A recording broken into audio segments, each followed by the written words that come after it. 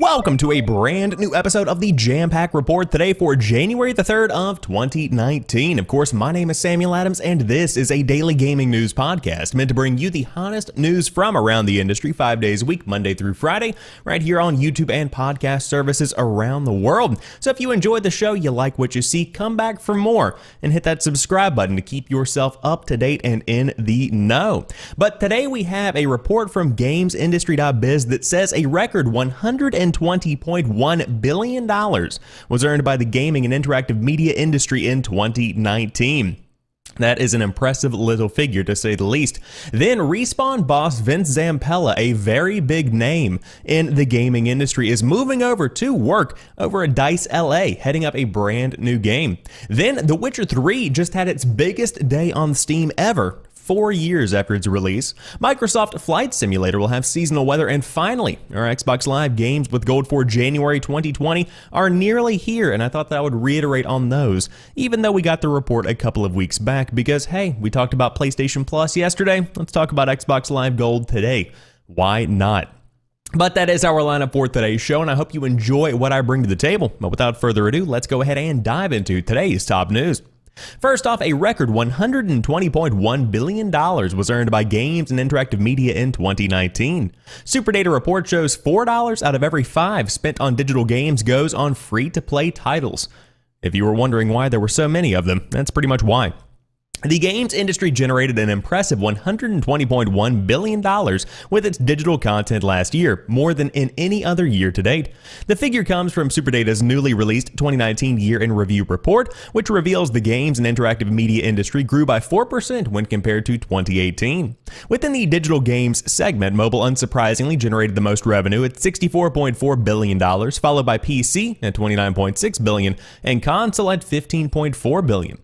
The grand total is reached by factoring in the $6.5 billion generated by gaming video content across the likes of Twitch, YouTube, Mixer, and Facebook, plus the $6.3 billion from XR, which encompasses augmented, mixed, and virtual reality.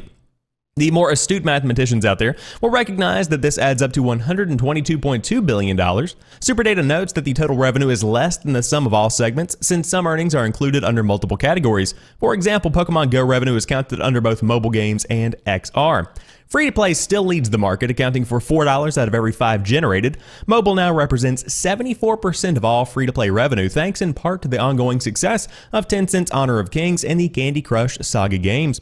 Focusing specifically on the digital games market, mobile, PC, and console, free-to-play accounted for 80% of all digital games revenue last year. Meanwhile, the premium games market saw revenue decline by 5% to $18.9 billion, largely due to a lack of major AAA game launches.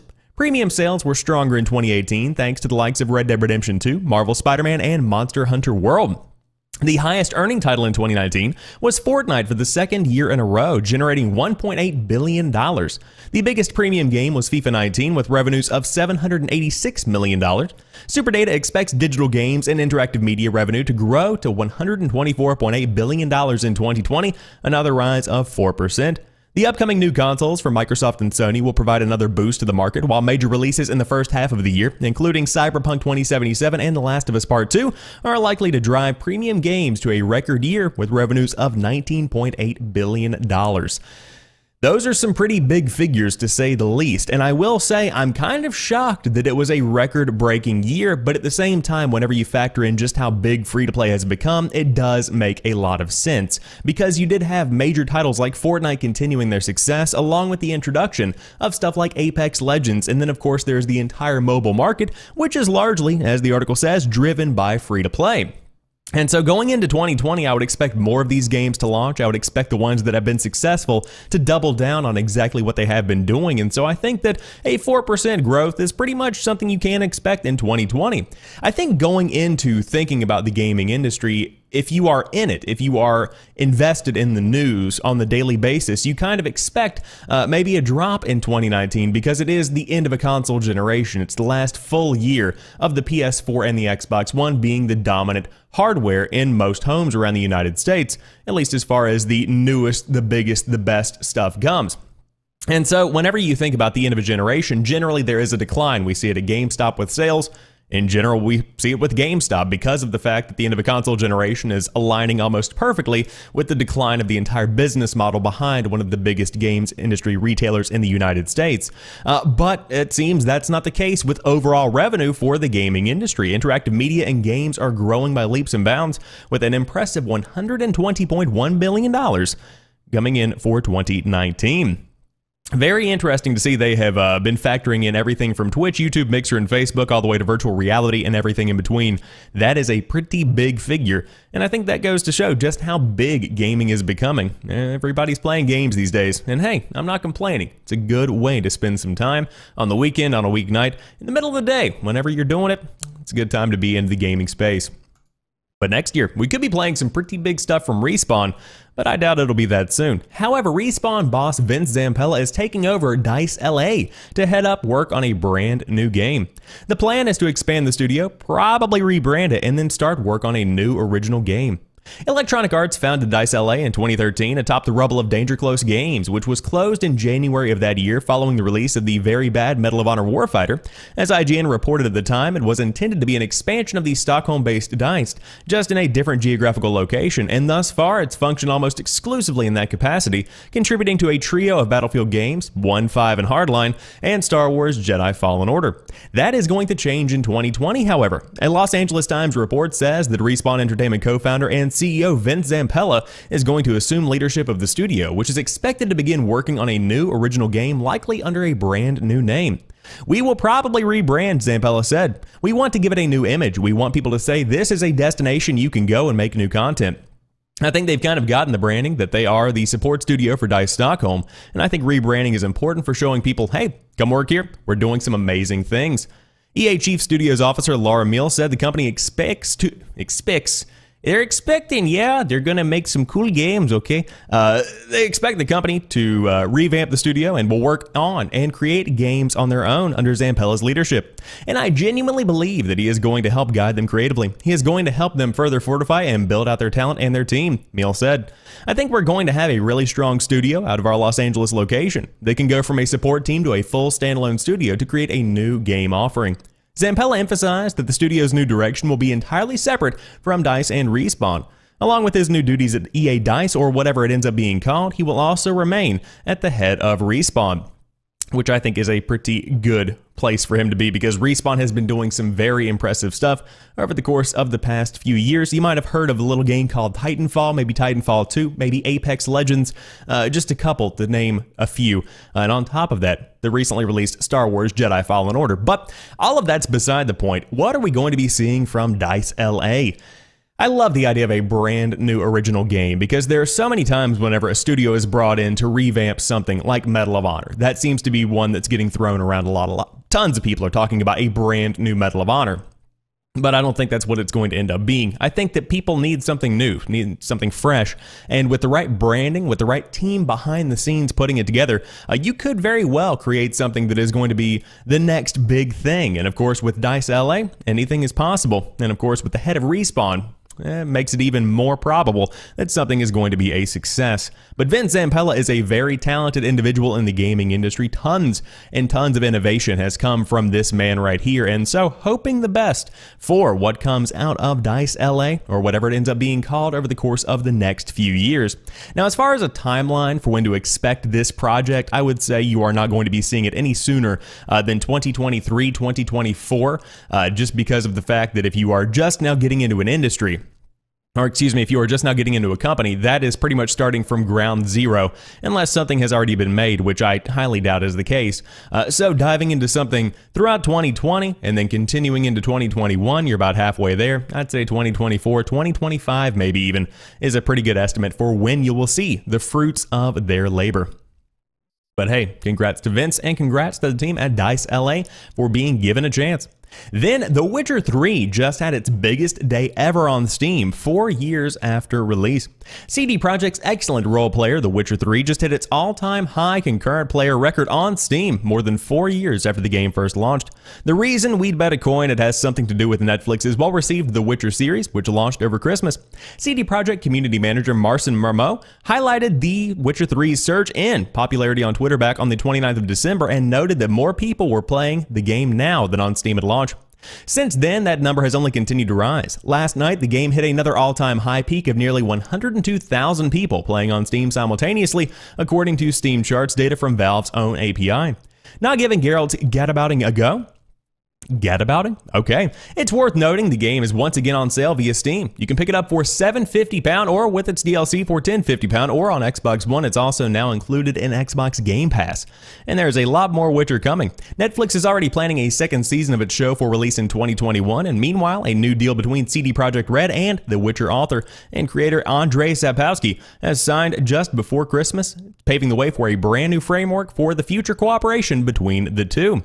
And so The Witcher is not going anywhere anytime soon, and that is much to the pleasure of people around the world because everybody is in love with The Witcher these days.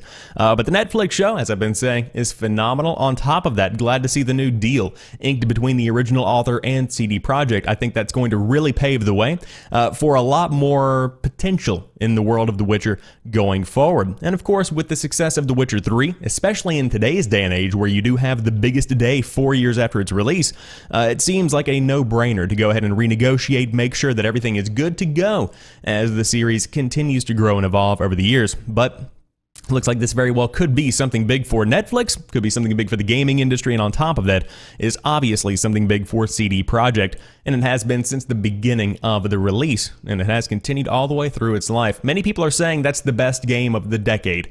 From 2010 all the way to 2020, that's the best game of that entire period of time. And I would be pressed to probably say it's certainly up there. It is one that's impressive. Perhaps a bit overrated, but overall, very good game nonetheless. However, another good game is going to be Microsoft Flight Simulator, and it will have seasonal weather. Microsoft slyly confirmed it in a snowy teaser. Microsoft Flight Simulator is shaping up to be a mind-bogglingly ambitious flight sim, using massive amounts of data to create strikingly realistic facsimiles of the globe right down to individual trees and houses. And now it looks like that will include seasonal weather too, which has been teased for the first time in a new video above.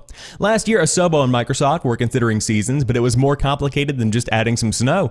The change in temperature would mean rivers would have to freeze and animals would hibernate or move to a different climate. And absolutely none of that has anything to do with flying, of course, but it's all stuff the team was thinking about to make their version of Earth work the way you'd expect. How far they have taken it remains to be seen. The video has been left to stand alone and does not mention the other seasons or what impact it will have on the world or flights.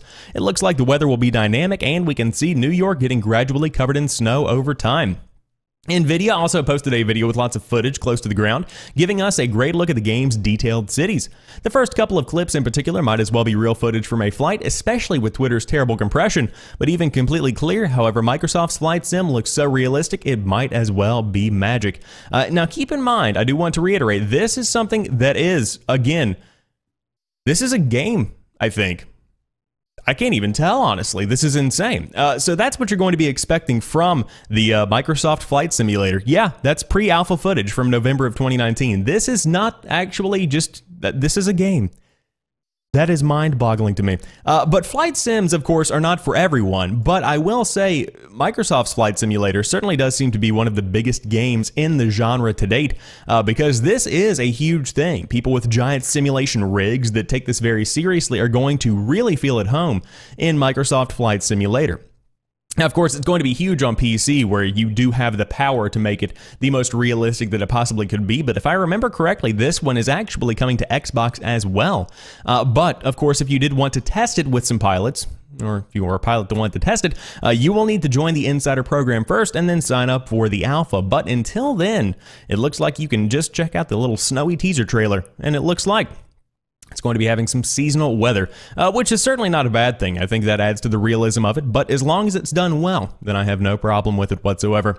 But this is certainly going to be one of the most aesthetically pleasing games of the 2020s so far, which isn't saying much because it's the first chunk of the year, but still, Microsoft's Flight Sim looks to be shaping up very, very well. And finally, speaking of Xbox and Microsoft, Xbox Live games with gold for January of 2020. Now, these were released and announced on the 19th of December 2019, but for the month of January, Xbox Live Gold and Xbox Game Pass Ultimate members will receive 4 new free games, 2 on Xbox One, 2 on 360, and they include Styx, Shards of Darkness, Batman the Telltale Series, Tekken 6, and Star Wars 2, the original trilogy, Lego Edition. That's Okay, but those are the games you can expect to get from January the 16th to the 15th if you want Telltale the Batman series, and of course on the month of January, I suppose starting now, you can get Styx Shards of Darkness for free as well, and that goes for Tekken 6, and on the 15th of January, you can get LEGO Star Wars 2, the original trilogy, for free. So there's your stuff you can play for free on your Xbox for January of 2020, and as always, anything on the Xbox 360 released through Games with Gold becomes backwards compatible with the Xbox One.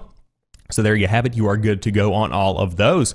But with that being said, that rounds out today's episode of the Jampack Report. Of course, as always, I hope you enjoyed today's show, and let me know in the comment section down below what you think about the news, what you think about the record $120.1 billion earned by the gaming industry in 2019. Would love to hear your thoughts on that one. On top of that, a quick mention. You can follow me on Facebook at fb.gg/SamuelAdamsLive. I'm going to be streaming over there more. I'm going to try and create something in 2020 that I've been wanting to do for a very long time, where it kind of combines sharing news with community interaction and live streams. It's going to be a good time, so follow me over there as well, and we'll see where 2020 takes us. But until Monday, I hope you guys have a fantastic weekend. I will talk to you soon, and peace.